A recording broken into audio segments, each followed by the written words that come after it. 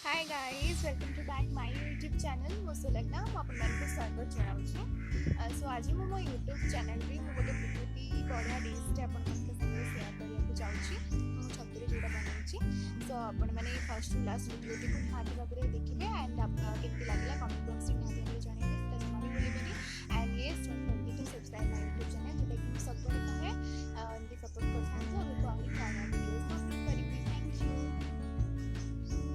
सो ये मो छतु रखी जोटा कि नाड़ी छतु कह जाए मुझे जानी नाड़ी छतु तापर मुझे काटिदेवी।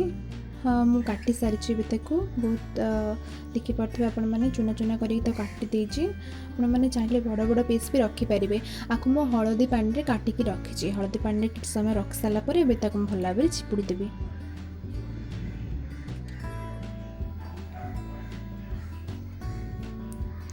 मुझे चिपुड़ी आउ गोटे गिनारे रखिदे ये सब मुझे चिपुड़ी सारे एमतीक आपण मैंने देखुंत तापर मैं भल भाव फ्राए करदेवी। मुझे फ्राए कर सारी भल भाव फ्राए करेतु छतुटा अधिक टाइम नहीं टे भल से फ्राए हाँपाई और भलसे फ्राए कर खावा उचित। तो ये मुझे रखी भाजापी पियाज कंचा लंका बहुत टिके रखी बहुत राग जेहेतु कंचा लंका मु अल्प पकई कंचा लंका। एबे कड़ाई तेल गरम हम सोरिष तेल मु व्यवहार करछि। सोरिष तेल कले आहरी बहुत टेस्टी लगे टेस्ट बढ़ी जाए। तेल ताती सारा पर मुझे जीरा पकई दूची तापर पियाज कंचा लंका मैं एका संगे पकई दूची। एबे पियाज कंचा लंका को भल भाव में फ्राए करदेवी जे पर्यंत से ब्राउन कलर गोटे न आसी तार।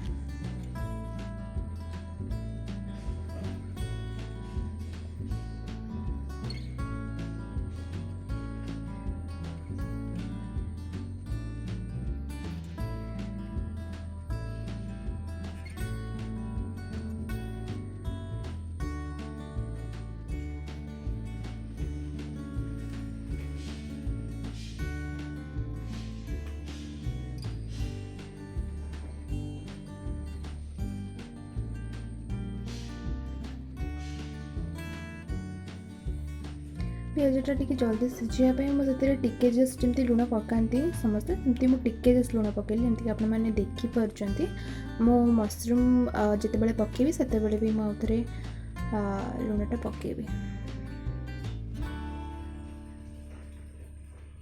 एबे आम से भल कलर आसवाई काश्मीरी रेड चिली पाउडर मैं यूज करुच्ची तार भल टेस्ट भी आसो बहुत सुंदर कलर भी गोटे आसो।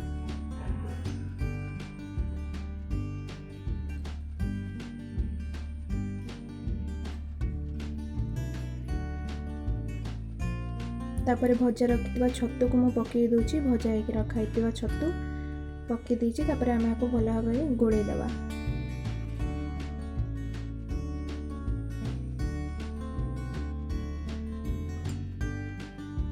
कितने सुंदर गोटे कलर आसी यार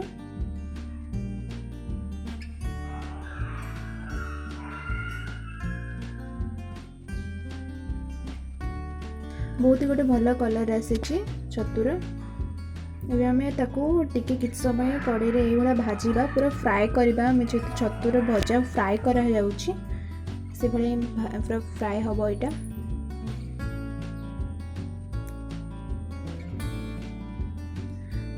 एबे मु ताको 2-3 मिनट फ्राए कर सारी तापर वीडियोटा देखा 2-3 मिनट फ्राए हो सारी बहुत ही सुंदर लगुच छतुटा।